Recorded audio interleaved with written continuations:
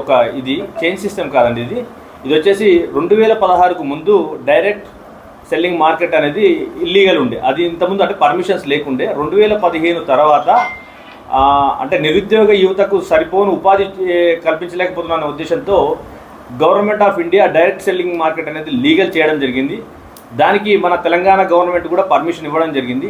ఏదైతే direct selling norms ఉన్నాయో, terms and conditions ఉన్నాయో, ఆ టర్మ్స్ అండ్ కండిషన్స్ ప్రకారమే ఏడిఎంఎస్ సంస్థ అనేది నిరుద్యోగులకు ఉపాధి కల్పిస్తూ నెట్వర్క్ మార్కెటింగ్ ద్వారా సేల్స్ అనేది చేయడం జరుగుతుంది.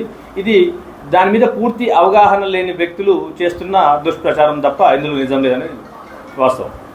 అంటే కేవలం ఆంధ్రాలో నడుస్తుందా, ఇక్కడ కూడా చైన్ సిస్టమ్ నడుస్తుందా? అంటే డైరెక్ట్ సెల్లింగ్ మార్కెట్లో మన భారతదేశంలో దాదాపుగా ఒక 15 రాష్ట్రాలలో ఇది నడుస్తూనే ఉంది.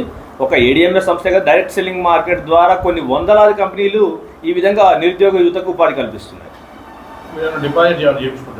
డిపాజిట్స్ ఏమి ఉండవండి. ఇప్పుడు ఏడిఎంఎస్ దాంట్లో వచ్చేసి వెహికల్ బుకింగ్ పర్పస్ తీసుకుంటున్న అమౌంటే వాళ్ళు ఫర్ సపోజ్ ఒక వెహికల్ వచ్చేసి ₹1,00,000 ఉందనుకోండి, వాళ్ళు 15,000తో బుకింగ్ చేసుకుంటారు.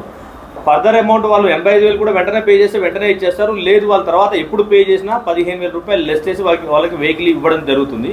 వీళ్ళు దీని ద్వారా నెట్వర్క్ మార్కెటింగ్లోకి వచ్చేసి డైరెక్ట్ సెల్లింగ్లో వాళ్ళు ఏదైనా వెహికల్ సేల్స్ చేస్తే వాళ్ళకు ఏదైతే సేల్ చేసిన వెహికల్ మీద కొంత కమిషన్ రూపంలో వస్తుంది. అంటే వాళ్ళకి ఎటువంటి సాలరీస్ ఇవ్వము.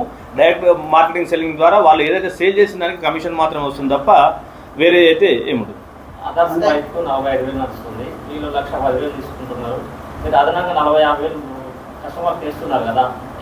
యాక్చువల్గా అంటే మీరు కంపేర్ చేసుకోవడం, ఒక వెహికల్ 45,000కి వస్తున్నది, ఒక వెహికల్ 1,10,000కి వస్తున్నది అంటే కార్లలో చూసుకోండి. ఒక చిన్న ఎగ్జాంపుల్ చెప్తాను.